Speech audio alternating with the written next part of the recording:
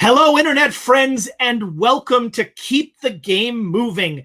I'm very excited this week to be talking with Bryanna Hitchcock, and we go back to actually the genesis of this podcast, which was a long time ago. At the end of conventions, we would all be sitting around a table at 2 a.m. after our games ran, talking about our games and talking about GMing. And you were an active participant in those conversations, and you were one of the first people that I was like, I want to keep this conversation going. So thank you so much for being part of this and for joining us. Oh, sure. It's been great. I loved coming into contact with the Bay Area gaming community when I was new to it, and it has been, it's my home. So it is. So what was, how did you get your start being a GM?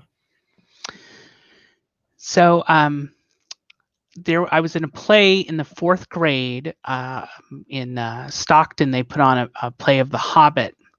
And there was another one of the kids who had the basic D&D books. And then it was like a year after the play when we hung out again, and I played.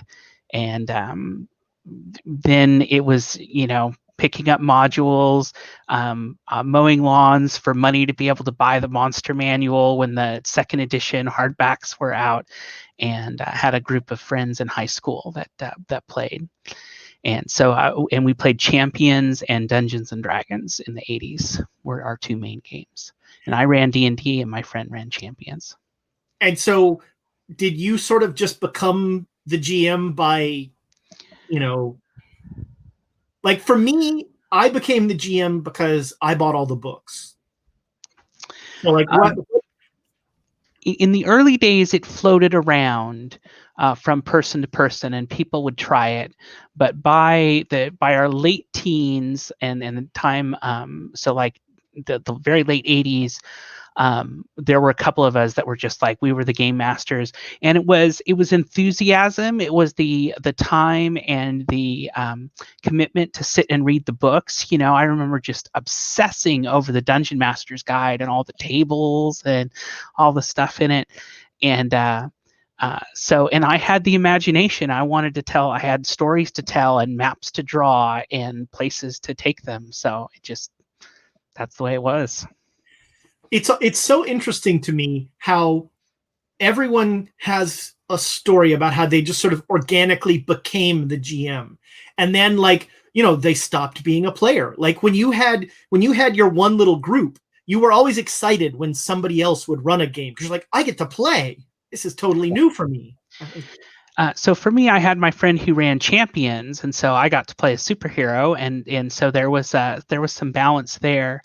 And I still like being a player. I am not always the GM, and playing games online has really helped with that because now, I'm often playing with a bunch of other people who are also GMs, and so there isn't so much of that. I actually have a distrust for people who don't play and only GM. I feel like you got to get in there in the trenches. You got to see what it looks like from the player's perspective, and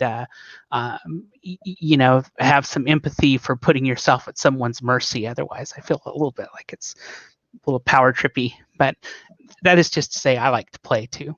Yeah, well, I think that's an interesting point. And fair warning. I don't play a lot. I mainly. But are you adamantly like, I don't play?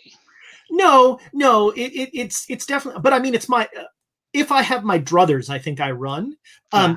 But to your point, like when you play, when I play games, I am very intentionally either playing a system I don't know, or I'm playing with a GM that I want to steal ideas from, or that, I know is great because, that's the other genesis of this podcast was I started talking to people who I have played in their games and I've loved it. And they most often they do things totally differently than me. And that's really cool. Like I take little bits of everything they do. And, you you talked about running games online. You were running games online before. You're like, like that bumper sticker. I was playing D&D before it was cool. You were running games online before it was cool. Like I remember 2012, 2013. You were a machine. You were running like 2-3 games online. I went a little nuts because I found a site called Inferno that's no longer active, and a community of people, mainly here in the Bay Area, that were using it. And then we gradually got some people from around the country and around the world. And I was coming off of World of Warcraft, and I had played that for years. And I found D&D again. I hadn't been really role playing for about 10 years, which is totally isn't true. But I mean, I hadn't had a campaign and like a regular group or anything. And I got to D&D, and then I discovered Fate and Savage Worlds, and playing online, and went to a couple of conventions, DunderCon and then Dead of Winter.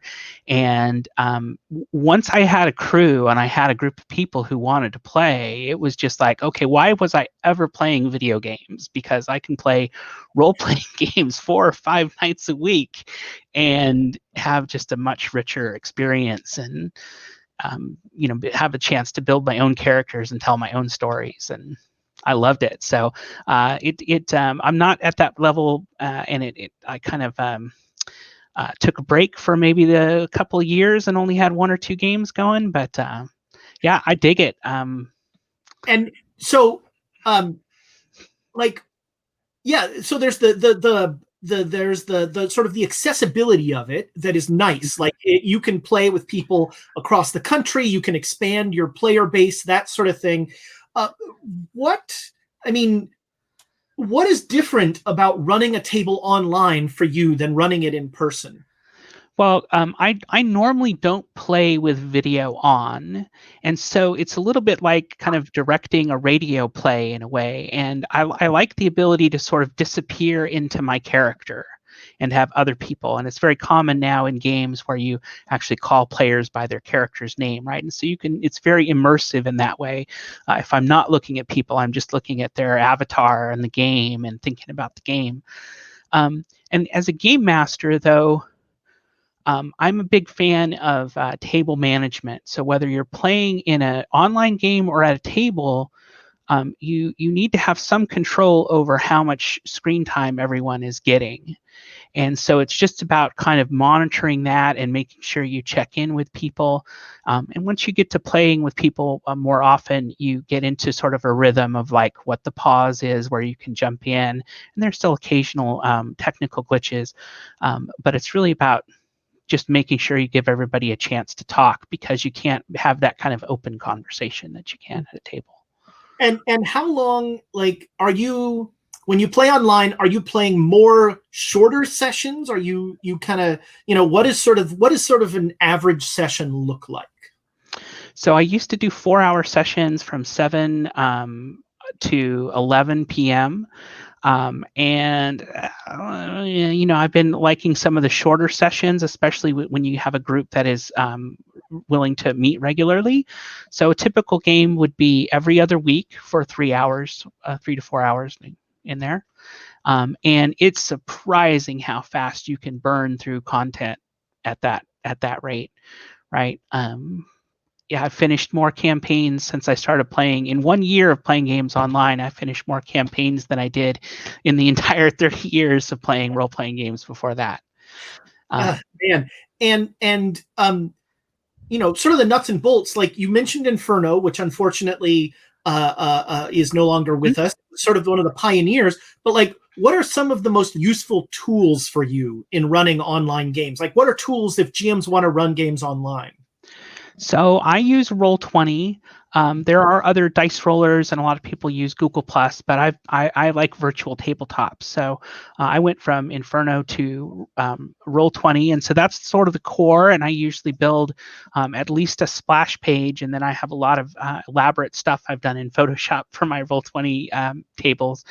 And for voice, we used to use Skype, but I've recently moved to Discord because I like being able to have the different chat rooms and discussion areas and topics graphics and one for each game and all that. And so, and for the convention, I ran all the games on Discord with video and sometimes screen sharing to show people Roll20 stuff, and it worked very well. So I'm kind of settling there as a place for a voice for my games.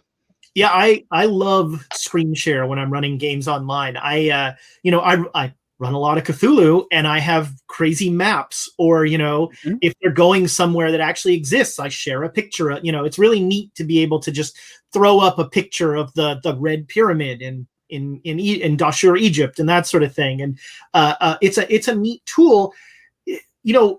For me, I have so much of my thrill of GMing is that connection at the table and that energy at the table. And so that's one of the things that I struggle with online, is that I sometimes don't have I don't have that feel, and maybe it's it's certainly a me thing, and but I struggle to sort of keep my energy up and not get kind of distracted or look away. And so do you struggle with any of that, or my attitude is if I would rather be surfing the internet or whatever, I should just go and do that. That's a great point. But that's not to say that I'm not, that there aren't times when I get distracted or lose interest a little bit. I like to run games where I can put the players together. So one thing I found is that the players, at least my players, like to interact. They don't always want to just be asking me questions, and it's where I'm the sort of center of everything. So I like to put them into scenes where they have conflicts or desires, and they can just go at it. And I just kick back and eat popcorn on mute and listen to them. And every once in a while, oh, that sounds like you're trying to convince. Roll some dice. It's the best when you, as the GM, can like literally walk away from the table and your players keep going. I mean, that's the dream of what you get. So when what systems are you mainly running online? I run a ton of Powered by the Apocalypse games. That's the sweet spot for my players and for me in terms of prep. Although, even within that, those vary. I'm currently running a Monster of the Week campaign. That's probably my favorite game overall, and playing in a Blue Rose. And I'm running Thirsty Sword Lesbians, which is just had a very successul kids Kickstarter. Yeah, that looks fantastic. I'm very excited. It's gorgeous. And then for my longtime group, we're doing City of Mist right now, which is sort of a mashup of Fate and Powered by the Apocalypse. I tend towards the Powered by the Apocalypse game. I'm a big fan of Fate. I have tons of Fate tables set up, Savage Worlds, and then occasionally like the one-off, like I ran Fear Itself, the Gumshoe system this weekend. All right, you've now mentioned Fate 4 times. I think we have to tell the story. Oh, you mean the big bad GM? I think so. I remember it vividly.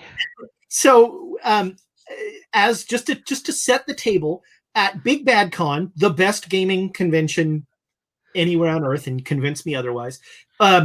They had, for a while, they ran a convention, contest. They ran an event that was Iron Chef for GMing, and 4 GMs would show up, and there would be a random. Let's see, what was it? A location. It was an antagonist, a setting, and a theme or a genre. Yeah, and so Bryanna and I were 2 of the competitors in this year. And speaking of running online games, like you had a D100 chart, and you were running random games online, right? Like as practice. Let's see. I don't remember. Yes. So yes, I know what you're talking about now. So we had basically I had the players I didn't have dice, but I had the players choose what the ingredients were going to be and just hit me with them when we'd show up for a 4-hour one shot. So I practiced doing improv games, and in reality, we were doing a lot of one shots anyway. So yeah, what if it, so that's the setup, and now give me your like first 20 minutes in that room.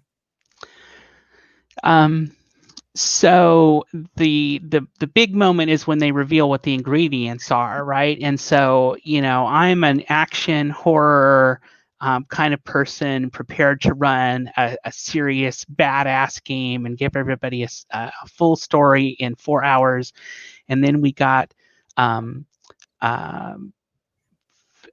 romantic comedy, um, a fairy woods, and an evil corporation as the 3 ingredients. And I looked at the 4 guys that were at my table and went, okay, so romantic comedy, we're going to do this, right? And we had a good game. Oh, you wanted the first 20 minutes. So there was that. And from there, it was just like, okay, I had my game plan, and it was just about sticking to my game plan and running the best game that I could. I vividly recall like looking over at you in like, the first, and you just looked at me and went, ugh. Yeah. And I felt bad because, you got random players as well. And so, you had, to my eyes, you had like 4 grognards who were like ready to like sword and slash and that sort of thing. And I had I had LARPers who were just like, where are you going to take us, storyteller? Yes. And you had a mix of genders, which is just helpful for romantic comedy. But you're a very funny guy, so like romantic comedy just worked really well. And I just remember being over there running the game, and everything's going like I have my timeline, I have my everything dialed, but you guys are just laughing, and I'm like, oh man, I am done for, because it's romantic comedy, and that table is really having a good time. It was super fun, but and it was a neat exercise, but it also taught me just how like ridiculously versatile Fate is. Yeah. I remember being blown away. It was one of the first sort of modern story type games, indie games that I played. And but the 2 games I played at UnderCon weren't even big fat book games. They were just like, hey, here's a list of skills, here's how aspects work, and here's my funky dice. And it was a whole universe that was created just with a skill list and aspects, and the idea of having literary statements of character have an impact on the story and on the mechanics was just blew my mind. I just fell in love immediately. And I still and it's still one of my go-to systems for sure. What's the weirdest Fate world you've run? The weirdest Fate world I've run. Well, I haven't been very weird with it, but I think the most outside the most outside one would be I ran a game called The New Olympians that was sort of like some popular novel, I can't even remember, but basically they're college age kids of the Olympian deities, and they were at this special college. And hijinks and romance ensued. It wasn't the greatest campaign, because I keep trying to press Fate into doing more social conflict kind of things, and like Powered by the Apocalypse games do, where you can read a person and you can put conditions on people and things like that. And I think that the group just had a different idea about what Fate should be, and wasn't really interested in engaging in sort of PvP-ish kinds of things as how they perceived it. And so not one of my big successes, but it was still fun to prepare and have everybody make characters and run a few sessions. Everybody thinks that Fate is like super rules light and, and hands off and that sort of thing. I ran a Fate game at DundraCon one year, and Sophie Lagasse sat down at my table, Mm-hmm. and she just started slapping down conditions and just all, and she's like, and then I'm gonna do, and I'm like, sure, sounds like something you could do. Yeah, I mean, she is a wizard in that game, and my head is still spinning from the mechanics that she brought up. That I'm the guy who runs Fate from the bookmark. That is my elevator pitch of Fate, is that there's a version of Fate where the rules are literally on a bookmark. Yes. And you can play it from that. And yeah, absolutely. Well, but what isn't on the bookmark is the sort of the strategies that make sense based on what is on the bookmark. So I'm a big fan of that. I will advise people you want to create advantages. You want to get stuff out on the table that you can use to lay the knockout blow later on. Yeah. Right. It's like filling up the bases in baseball. Yeah. It's one of the most elegant parts of the system. And it's one of the neatest parts because, we all want to play that game where the idea that we come up with is what brings down the big bad. That's like the coolest thing is when it's some action I took, some sneaky thing or that I did that causes, and Fate makes that part of the mechanics, which I think is really genius. Yes. Yeah. I'm a huge fan. So have you, running Fate online, like mm-hmm. I can see how on the one hand it would be kind of facilitated because you're just throwing stuff down on the table and the table's virtual. But I also wonder, like, and it seems like I'm just keep going back to connection at the table. This is my hang up. But like, so have you, it sounds like you've run Fate Online a good deal. And did you find a fudge dice? Does Roll20 have a fudge dice roller? Oh, hell yeah. Nice. Of course. So Evil Hat got into making resources for Roll20. So they have ripping character sheets for Fate, for all different flavors of Fate, and even the other Evil Hat games. Like they just published a bunch for Monster of the Week that are really cool with these custom game tables and countdown clocks that really inspired me to take it to the next level. But yeah, they have great character sheets for the Evil Hat games on Roll20. I'll have to check that out. I have, we've all had to move to playing games online. Yeah. If we're being responsible, please do not get people together right now during COVID to play games. And so I've been doing more of it. But it's I think I need to play more and sort of get good ideas from GMs. Steal good ideas from GMs. Absolutely. And so how do you find players? I guess Roll20 has like a forum system, right? I've never actually used that. So I'm very lucky. I live near enough to the Bay Area that I can attend the conventions and make connections online. And I have a large enough group of people that I know that I usually can put something together and find people that I'm happy with. I rarely will start a campaign with strangers, but I'll play one shots with strangers and meet people and get to know them. But and if I like someone, then I'm like ready to run a campaign for them immediately. You're like already thinking of what their character, like that. So you're starting a campaign, like people come to you and say, hey, we want to play a game. Are you thinking of the system first, the story first? Are the two intertwined? So usually there's a system that I want to explore or that my group will decide. So we started with a Monster Hearts campaign that was Monster Hearts meets the Hunger Games. And then we decided we wanted to stay together, and the next game would be Apocalypse World, because it's sort of the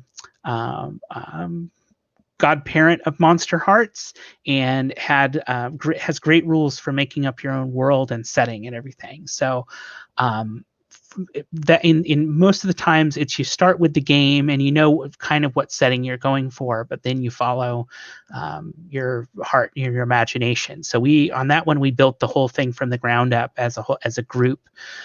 Did an apocalypse world and a game that went for like 2 years or whatever.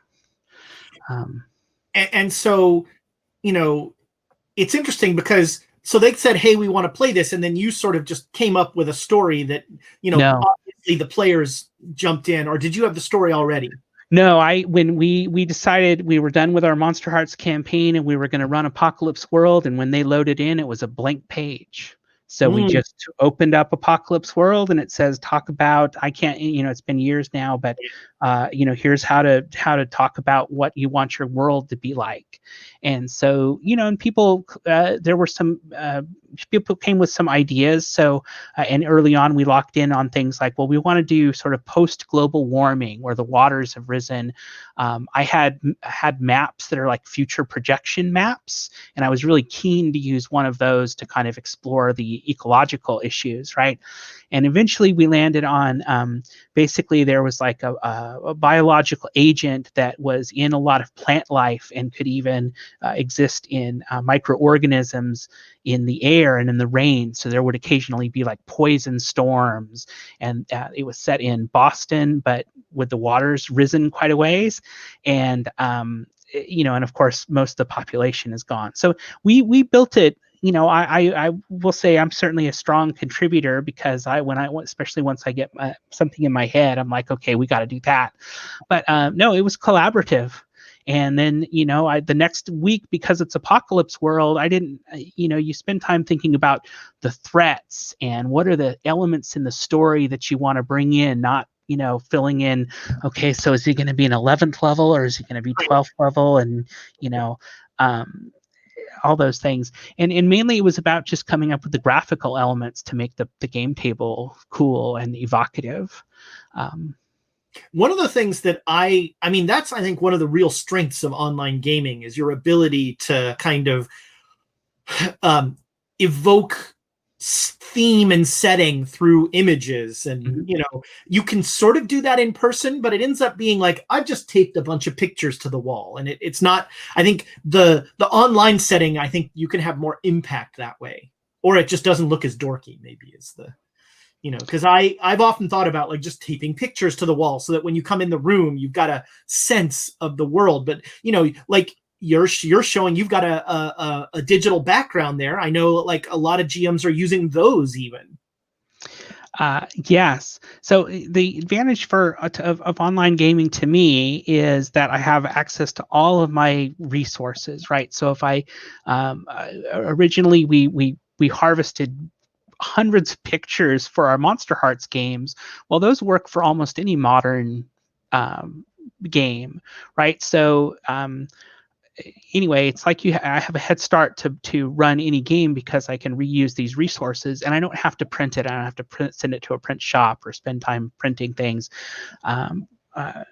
Yeah. So, but I get. I will say I'm like an Excel nerd, and I love working in Photoshop. So I certainly enjoy running the games and interacting with the players, but I also have a joy in prep. Yeah. Yeah, I used to spend hours and hours filling in numbers and doing D&D conversions of, well, what if I make it an elite troll hunter? And that kind of thing. And it just has now it's more interesting for me to be focused on things like, well, why does the elite troll hunter want to kill heroes, and or who does he have a crush on? Although in fairness, that's prep too. That is absolutely. Yeah. I mean, that is you're spending time outside of the game coming up with questions or situations or things like that. It's just as much preparation as, figuring out what fourth level spell the ogre mage has. Right, and for me, it's more satisfying. But everybody has a different taste. Like the game Masks. I love Masks because the superpowers are literally you shoot lightning bolts. You have right. elemental control, and there's no other detail to the rules than that.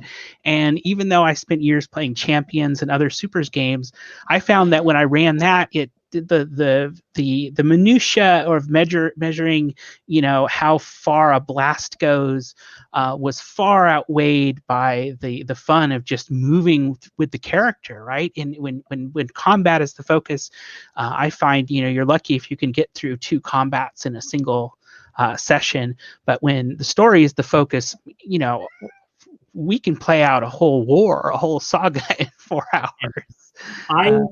It's an unpopular opinion among some gamers.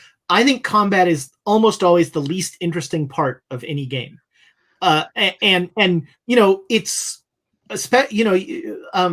I have some very good friends who run wonderful, story-rich, dripping in a world they've created where, there are details the players will never hear, but then combat starts and it's 2 hours of 5-foot steps and, how far away is my ray of enfeeblement going to hit? And it's sort of the juxtaposition to me of epic storytelling and accounting.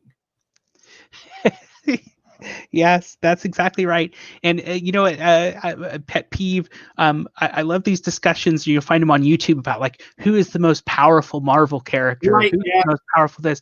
When none of those superhero stories are really about the like, wow, how many kilograms can the Hulk lift? Right? They're about who the Hulk is as a person. But it's funny. I'm playing a Blue Rose game, and I haven't done fantasy really in a long time, but this one is really good. It's a good mix of role playing and combat, and I find I really I do have a thing for that. I just don't want it to be the main thing, but I have a certain amount of joy in making the best use of my charge with my warrior and protecting the other characters, and the sort of mechanics of it is very fun. But it's only meaningful because I care about the character and her relationships and her heroic journey. Maybe, that's a good point. Maybe I should amend that to say that, for the GM, like I just don't want that as a player. There's a time and a place for like, tactical combat and that sort of thing. But as a GM, I just, it's not something that interests me. I mean, I don't even keep stat blocks for things, like I run Masks online, and the players finally figured out that everything has a dramatically appropriate number of hit points. Like that is my stat block, is like, should it be dead? Sure. I think it should be. And partly that's my own sort of bias of not doing a lot of prep and sort of being much more improvisational. But partly also, I think it's because I want to get to that good stuff, which, to your point, is the players dealing with themselves and the repercussions of what they're doing and their interactions. That's really where the awesome stuff happens at the table. Yeah. Now, you and I both run games at back when conventions were a thing. Although you were just at an online convention. We should talk a little bit about that. But you and I both run at conventions, and at conventions, you're going to get people you're going to get a table that you don't know what it's going to give you. As a GM, to me, that is the greatest challenge a GM can face, is coming into a room of a table of, maybe 2 people, and that's sort of your safe harbor, and don't know what I'm going to get with these other 4 people. We'll find out. And sometimes it's awesome, sometimes it's not, and sometimes most often it's somewhere in between. And with con games, I think that's where you talked about table management. I think that's where table management is so important.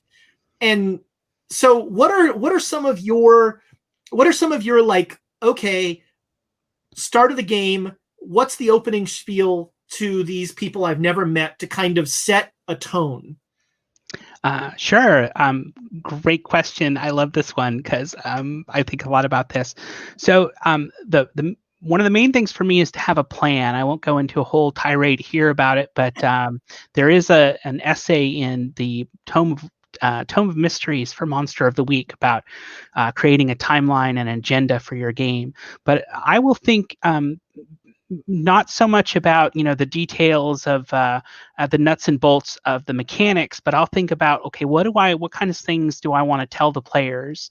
And I make lists, right? I find I'm better if I have a couple of lists that remind me of like my timeline or certain key points. I can run a game that way. And then if I have a lot of prep, then it's just even better. And so depending on the kind of game that I'm running, I'll have different things, but I'm pretty ruthless, right? So the first thing before people get seated, if you have like either a waiting list or you're waiting for people to show up, is if you're going to fall asleep, if you have to leave early, let me know about these things, and let's talk about maybe finding if there's somebody waiting who can play the whole game, giving them a shot at it. Is there, for me, is there somebody who's going to have a problem with my pronouns? I will give the ball hog spiel. Like my pet peeve is ball hogs. And so you've got to be willing to share the kill. I can't remember what game that comes from, but it's a great metaphor for sharing the limelight and being, willing to be a generous player and pull other people into your scenes, help each other be awesome. And literally, I'm like, if this doesn't sound good, or you're not here for this mystery game or this super queer game or whatever that I'm running, you can just go. It's okay. No hard feelings.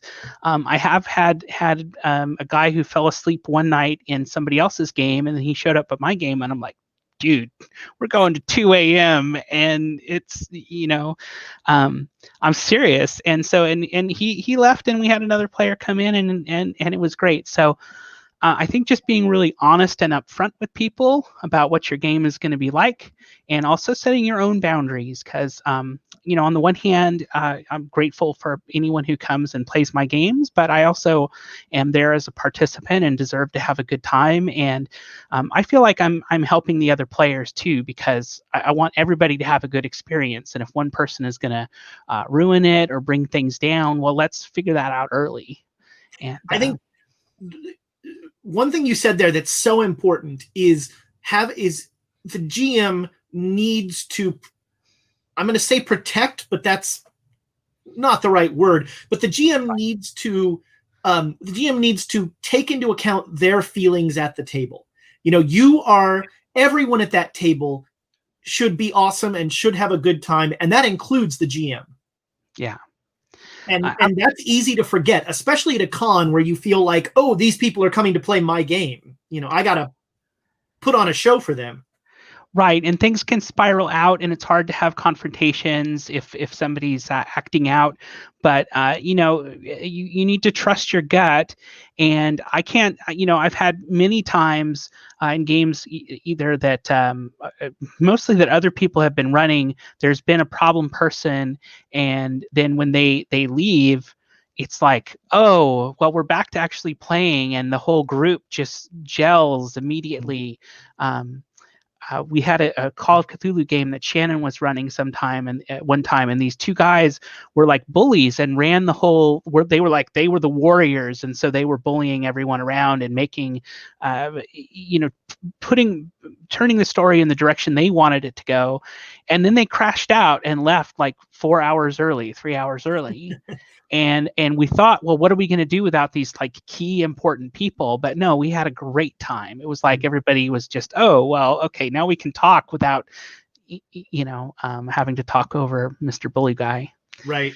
It's fascinating how, sometimes subtraction is addition in table chemistry. That's right.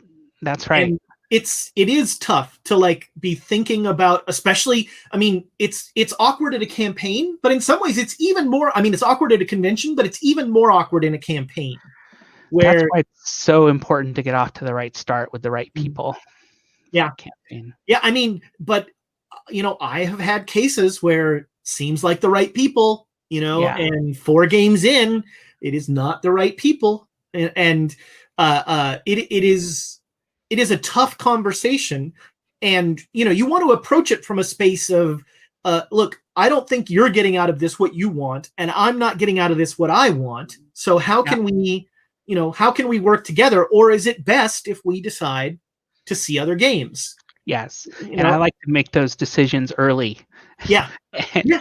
Well, that's and respectful to the other players, honestly, because while two of you are sort of having this, we're not talking the same language. There are 3 or 4 other people just like, what the hell is going on? Like that are caught in the middle.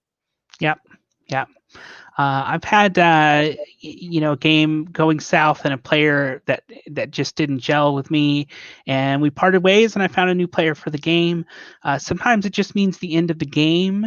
I'm not like advocating that people just burn their bridges and judge everyone that plays with them harshly, but you have to have a balance, and you have to be having fun. And if you're not having fun, either as a player or a game master, stop. Yeah, Go what do are we something doing? better. Life is too short. Yeah. I haven't exactly flipped tables, but I have quit games before. Yeah, but just try to be kind to people, but protect your fun and your time. Yeah, you can leave a game in a polite way. You Yeah. don't have to storm out. You can say, "Hey, I don't think this is working for me." And as a GM, now I find I will often ask the player, so when players come into my game at a convention, the first thing I do is I say, like, "All right, here's what kind of game I want to play. Mm-hmm. What about you guys? Do you guys want to play this game? If there are things you want to do a little differently, how can we get all of the stuff we both want?" And if somebody doesn't, if somebody wants to play a combat heavy dungeon crawl, I'll tell them, I think you'll probably enjoy another game more. Right. And I don't think, I think that's doing everybody a favor. Yeah, another one, and this isn't always foolproof either, but good descriptions, right? So I've gotten to a point where I can do descriptions of games that will just sort of self-select people, especially if you make your game like just blatantly queer, right? Right.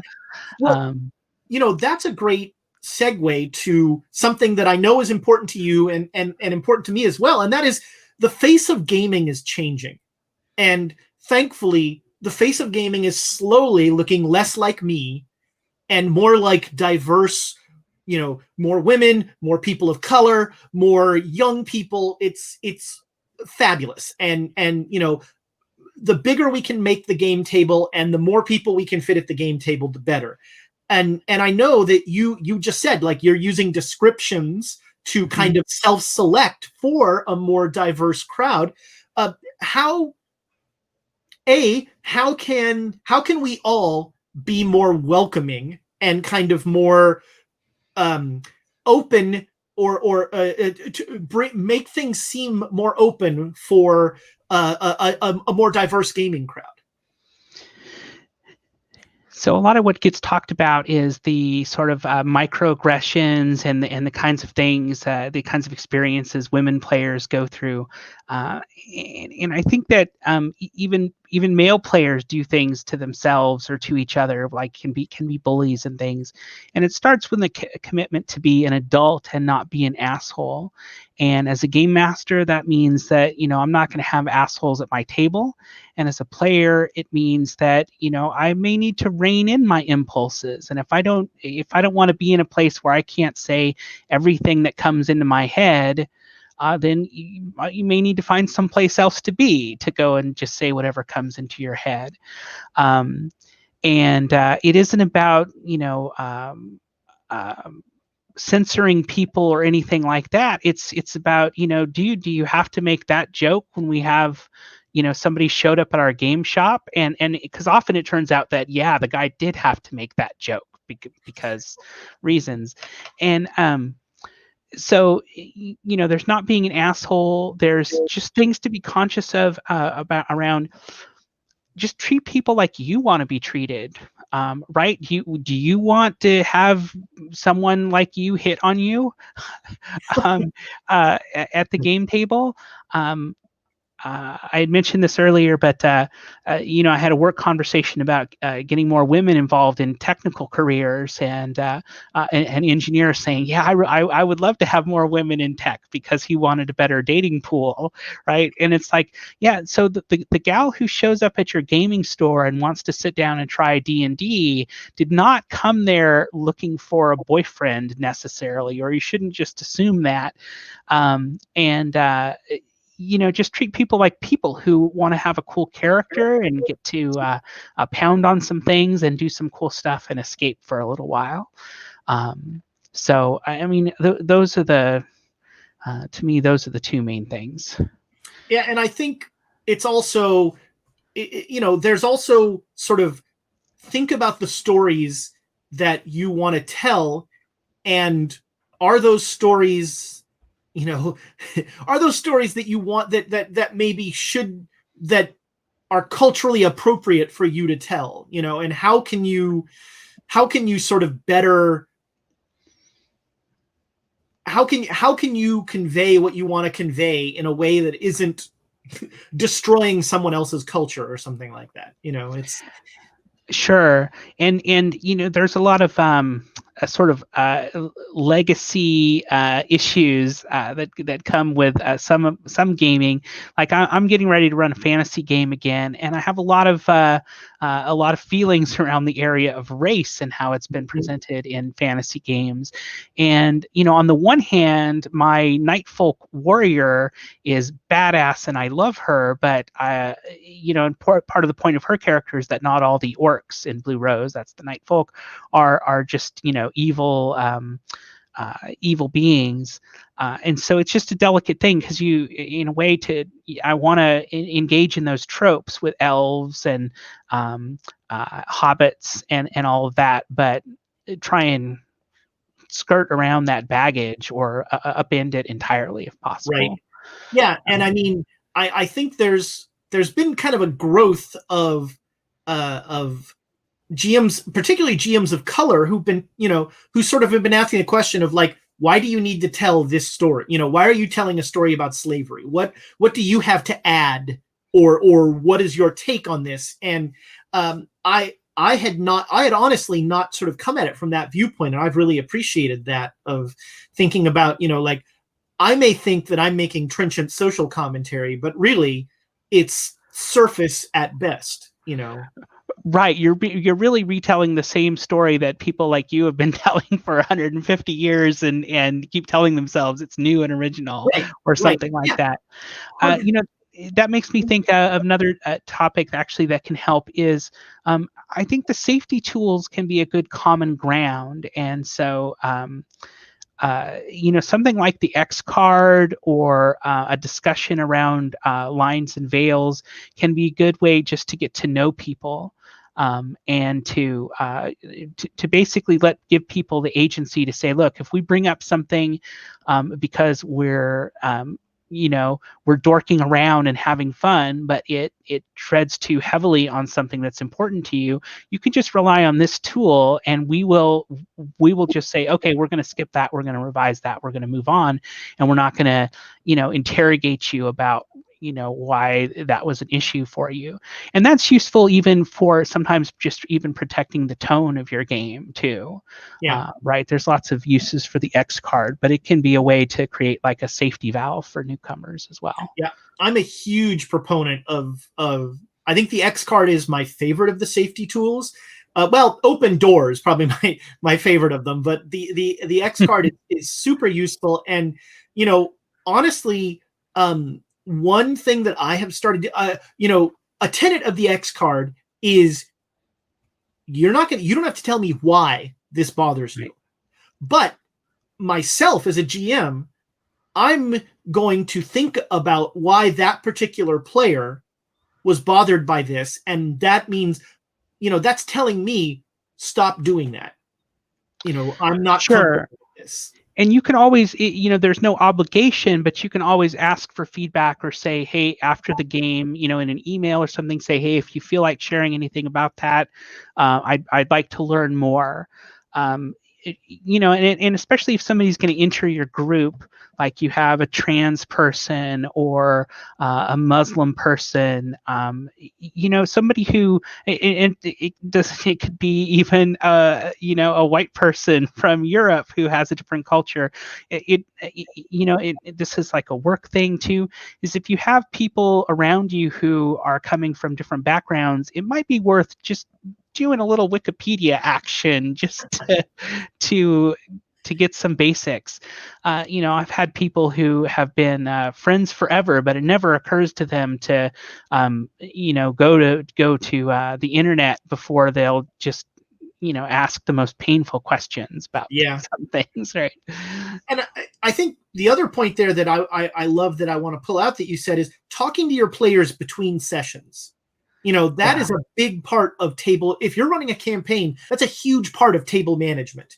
It's not just it's not just table management, it's player management, and it's making sure it's checking in and it's saying, hey, how are things going here? Is there a question I love to ask my players is, are there things that need to happen in this game that aren't happening?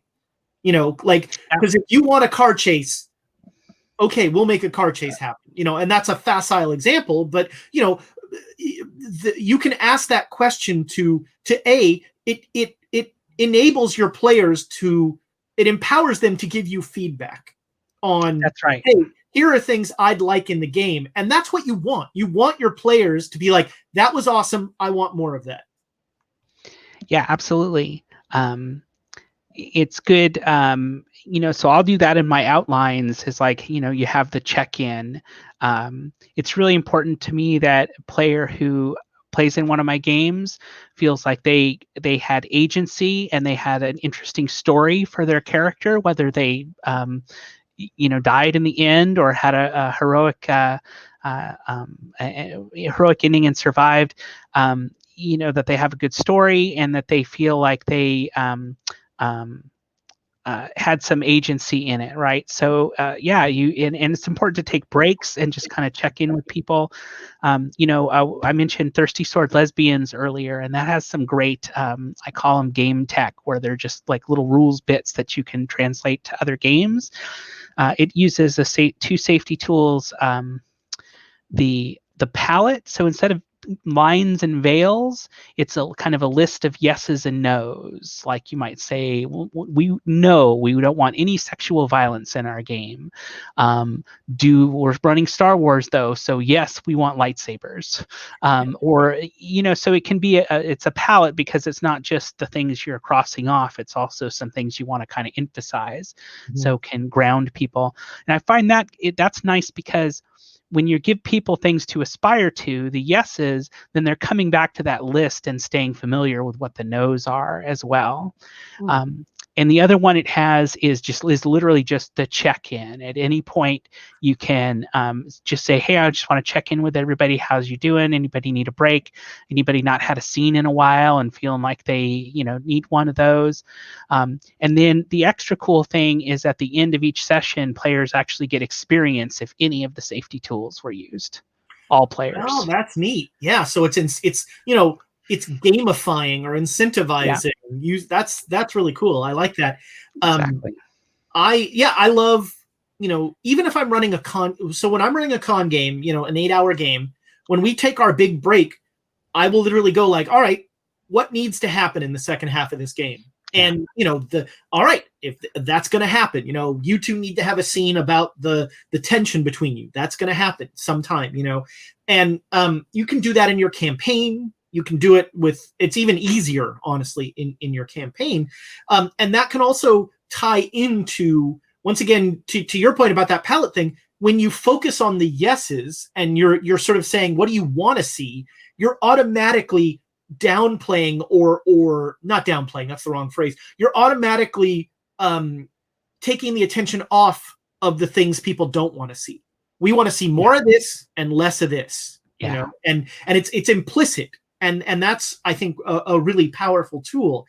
And now, have you found, like with running, with sort of using these tools in campaigns versus using them in like con games or one shots? Like, you know, have you found? I have found personally that we start, if I'm running a campaign, if it's a friends game, we start pretty serious and we're like, yeah, let's do, and by, and then over a couple of, after session 5 or so, it's, things have gotten looser. And so, I've started thinking about doing like let's just refresh our, where we are, and let's kind of center the game back. So I'm when I used to commute, I got into listening to podcasts, right? And I realized that a lot of sort of the appeal to it for me was the like the ritual of it, of the music comes on, and so like I was listening to Scott Sigler novels, and they have these really impressive openings, and it's very exciting, and then it gets into the story, and anyway, it made me think a lot about how storytelling and running games is like a ritual. So I have an outline for every game that I run, even a session of an ongoing campaign, and it's like, how's everybody doing? When can we play next? So it's like next time on, and then last time on, because I hate to, you end the game and you didn't make the plans for next time. So I do that at the very beginning of the session. And then, what happened last time, where I like to establish what the first scenes are going to be for everyone before we actually get into play, so people have a kind of a chance to wrap their head around, oh, this is where I was last time, and this is where I'm going to pick up. And then I usually take a break before we actually start play. Like, we do all of the prep. It might take a half an hour even on an online game, but then just have like a 5 or 10 minute break. And when we come back, it's like opening credits and just story. So I can't remember what the prompt was for that, but I love that idea of sort of having your opening spiel, and it's I have totally felt that, cool. like, okay, here are the announcements, and now we're going to seg into playing, and that break makes that set, gets rid of that awkward segue. I love that idea. Yeah. So where I was getting at is, you can make the review of the safety tools a part of your opening sort of ritual, right? But I've definitely found with my home groups, I put an X card on the table, but it hardly ever gets used because we're just in a groove and everybody is familiar with. There's some things like, players who have had family members die in certain ways and things like that. And by this point, everybody sort of knows of what things to avoid, and it's not an issue. But it catches me off guard, just like I think that people somehow Roll20 is intuitive for new people because I play with people who use it all the time. It's the same with the safety tools. Is like, you got to remember once you're playing with new people that you need to really engage with those things and use them and not just drift by. Now, this is a random question that just came to me, Sure. but you are a musician. You Yeah. you sling strings. Do you use music in your games? I Or do. how do you use music in your games? Let's ask Sure. So I used to be, when I run in-person con games, there's a playlist for every convention game that runs at least the length of the entire game, right? And that's one thing I obsess about, right? Is for my Deadlands game, it was all it actually used soundtracks and then gradually built up to some like rock western stuff, the Mastodon Jonah Hex soundtrack and things like that. Anyway, I obsessed about my soundtracks for my games in person, even though they're usually really low in the background, but sometimes they or when I ran Spirit of Metal, right, it was really important to keep that energy going the whole time. So I love it, and I find that it adds ambiance. And so online, I hadn't been doing it because I think the old Roll20 tool was awkward. I don't know, but just in prep for this weekend, I was done with everything, and I'm like, okay, what else can I do to like go take this to the next level? Okay, let's click on this button. So in Roll20, there's a one of the tabs, and you basically can go and they have a bunch of free audio that is decent. It's fun stuff. It's like horror tracks. That's sort of ominous music and some sound effects. And you can add any of the free soundtracks to your playlist. And then in the game, you can set it so that when a table loads, it automatically plays a certain track, or you can go in and control them and fade them in and fade them out.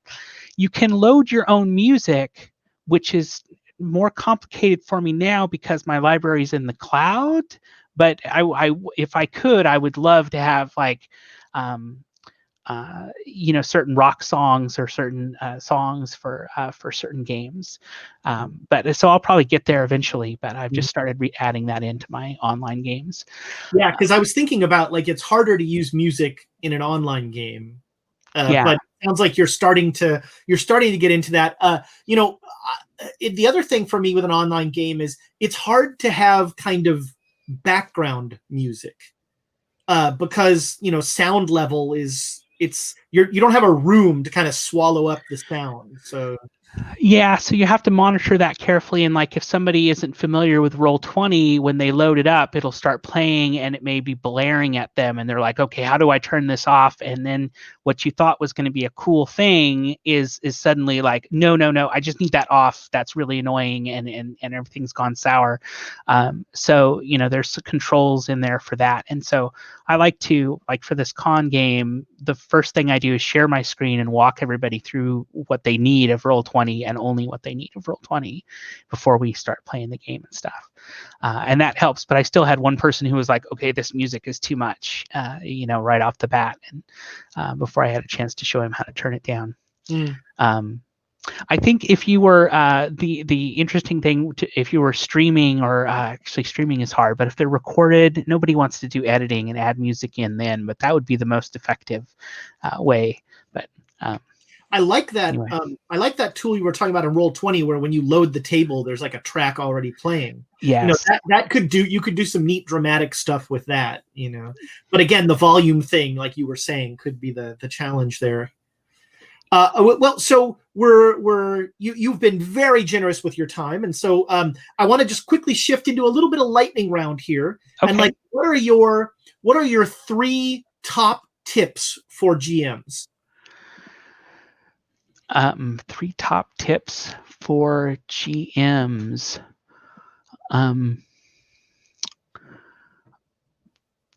Prep for the time you have to run, not the game that you want to run. Meaning, it's great that you have an epic game with 15 encounters and a huge epic plot, but if you've got a 4 or 6 hour con game, you need to plan for that time, rather than you fill the house you have, not the house you wish you had. So there's that. Let's see. Be good to yourself. And trust your gut, and don't be afraid to protect your game and your players, and don't be afraid to try new things, to put to take some risks, to go out on a limb yourself and be a player and put yourself into someone's hands, and see how life is like on that side of things. Play lots of systems, play different, get a sense of why different games use different rules, and how a system might be the best system to tell the story you want to tell. I think that's huge advice. So what's your favorite system to run? So, that's a really hard question, and it depends on the flavor and all that. But I think that the game that I've really fallen in love with and can come back to at a moment's notice is Monster of the Week. Mm. You can tell so many different stories with that game. You can absolutely go so many different directions. Yeah, I've run so many one shots. That's one where, like at a con, we'll have a 4 or a 6 hour slot, and we'll make everything up from scratch at the table. So every one shot that I've run is like a different action horror movie that I've seen that only these 4 or 5 people in the world have seen and ever get to see, and I love it. I miss those con games. What's a system you've never run that you really want to try? as a GM? That's a really good question that I want to try running as a game master. It's oh, now I'm going to space on the name of this game. Star Frontiers. I bet it's Star Frontiers. No, I've played Star Frontiers. Bear with me for just a second. Okay, I played that. I'm pretty spoiled. In a Wicked Age. It's not a new game, but it's a game I've wanted to play for a long time and haven't had a chance. I don't know that one. So give me the elevator pitch. So In a Wicked Age is it's troop style play, and there are these different sort of play sets called oracles that have different choices and different sort of story elements. And as a group of players, you kind of pick out these from this list of story elements. Like there's a princess in the desert. There's a fallen king, an ancient relic, and you kind of weave this story around the items from the oracle, and take turns, or you might not play the same character in every scene. You might play more than one character across a session, and so it's very improvisational. It does use dice, but and I think it's GM-less. So it's one of Vincent Baker's games. Okay. Games. So the game you want to GM is a GM-less game. Okay, yeah, that's interesting.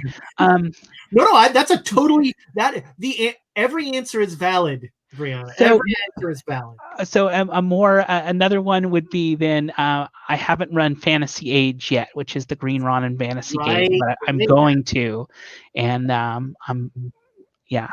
All right, we close every episode of Keep the Game Moving with the Space Jam question. So aliens have invaded the Earth. They will destroy the Earth unless you run them a fantastic 4-hour game. What do you do? I would run them a game of Monster of the Week, where they are alien invaders and the monsters are the humans. I think you just saved the Earth. That's outstanding.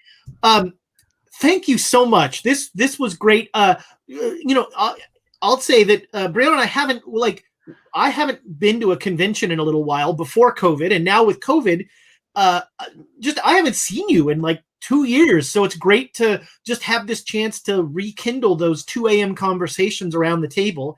And I just, I'm endlessly fascinated by your prolific online game running. It is a skill I do not have, and I wish that could be bottled. Yeah, well, we should talk so I can run some games for you, and we can nerd out about it. I can get added to that database. Yeah. So, Monster of the Week is out, and there's an expansion called Tome of Mysteries that's like a platinum seller on RPG Now, or Drive-Thru, as it I think is what it is now. That's been a great project. Evil Hat was very good to us, and I think Thirsty Sword Lesbians will be out in 2021 as well, and I've contributed a setting and a playbook for that. I was going to say, you did some work on that, and Monster of the Week is fantastic. Thirsty Sword Lesbians, I got to see a little bit of the fun from the beginning, and it outstanding. Both games that one should pick up. Folks, Bryanna's Twitter is floating down there on the screen. Get in touch, talk gaming. You will not be disappointed if you can play in one of Bryanna's games, for sure. Bryanna, thank you so much for being so generous with your time and for talking with us tonight. You're super welcome, Ezra. Thanks, and take care and stay safe. That's right. All right, folks, that's going to do it. Thank you so much for your likes, your subscribes. We really appreciate it. And as always, keep the game moving.